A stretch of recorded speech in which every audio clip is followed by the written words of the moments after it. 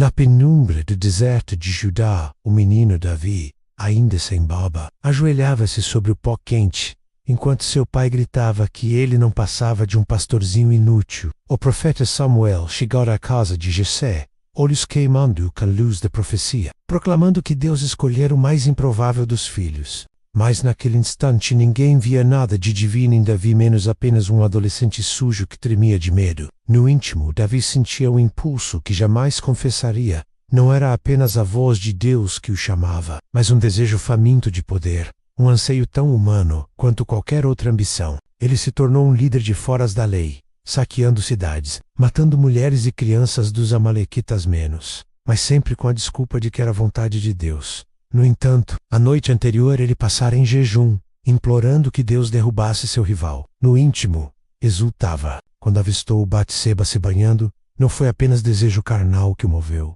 Foi o tédio de um rei que precisava sentir algo intenso outra vez. Muitos acreditam que chorou de arrependimento sincero. Outros dizem que chorou apenas porque, por um momento, teve medo de perder o poder. O castigo veio na forma da morte do filho recém-nascido, mas nem isso o dobrou completamente. Um homem que misturava devoção e vaidade, coragem e crueldade, música e massacre.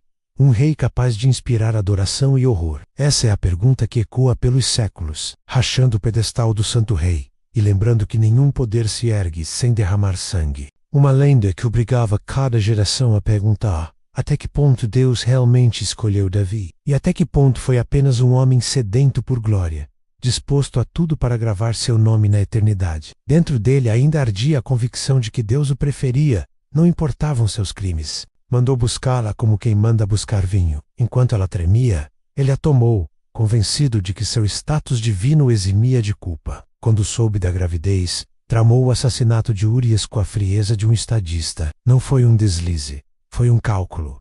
Um rei não podia ser questionado. Um rei podia tudo. Esse funeral não era luto.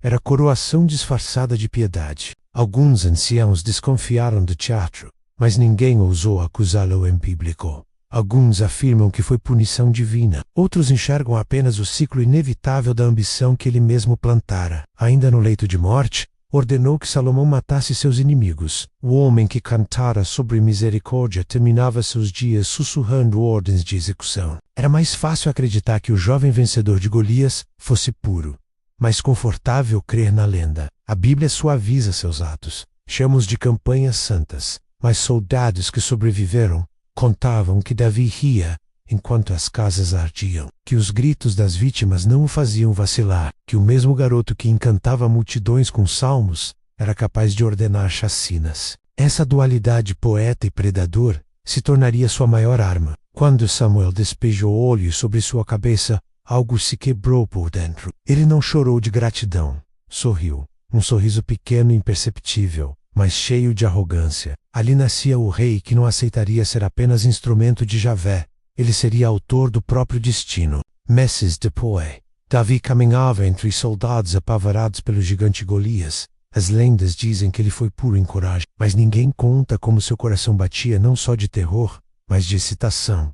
A glória se tornara vício. Quando ergueu a funda, rezou não por salvação de Israel, mas por fama, para que o nome Davi ecoasse nos cânticos de gerações. O momento em que a pedra abriu a testa de Golias foi um orgasmo de poder. Ao arrancar a espada do filisteu, sentiu o peso da lâmina como uma promessa. Cortou a cabeça do inimigo com raiva e ergueu o troféu para um exército que precisava de esperança menos e ele, de idolatria. Os homens gritaram, acreditando testemunhar o milagre. Ele acreditava ter selado seu primeiro pacto com a violência. No palácio de Saul, Davi tocava a harpa com mãos que já haviam segurado a cabeça de um homem morto. Saul o amava e o temia, e essa contradição fermentava no coração do rei, até se transformar em ódio puro. Os escribas registrariam que Deus afastou seu espírito de Saul, mas ninguém perguntaria se Davi não atiçava essa loucura de propósito.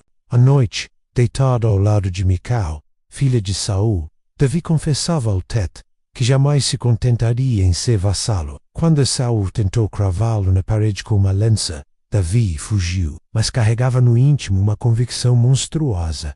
O trono tinha de ser seu, custasse quantos corpos custasse. Anos de guerra e exílio transformaram Davi. Quando finalmente Saul caiu na batalha, Davi rasgou suas vestes, posando de filho fiel que chorava o pai e o rei. Com o poder consolidado, Davi descobriu que o tédio da paz era pior que a ansiedade da guerra. O profeta Natan os mascarou em público, e Davi caiu de joelhos, suplicando perdão. Quando envelheceu, Davi testemunhou seus filhos repetirem sua sede de poder, Amnon violentando a própria irmã, Absalão conspirando pelo trono. Os escribas tentaram santificar sua história, atribuindo cada vitória à mão de Deus e cada desgraça à necessidade de provar a fé. Mas o Davi real era mais complexo. E se a fé foi apenas a desculpa perfeita para justificar todos os seus excessos?